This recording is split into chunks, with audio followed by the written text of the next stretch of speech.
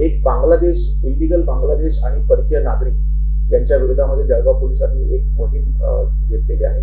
त्या अनुषंगाने शनीपेठमध्ये एक अवैधरित्या राहणारी बांगलादेशी महिला आपण आयडेंटिफाय केली. तिच्याकडे तिचा सर्च घेतला असताना तिच्याकडे बांगलादेशी पासपोर्ट देखील मिळून आलेला आहे.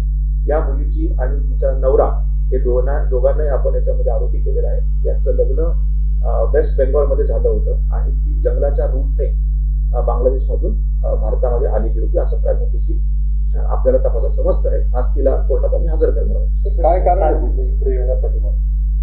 याच्या मागचं कारण तिने असं सांगितलेलं आहे की हा जो तिचा नवरा आहे त्याचं नाव आहे चिन्मय पाला, वय वर्ष 25.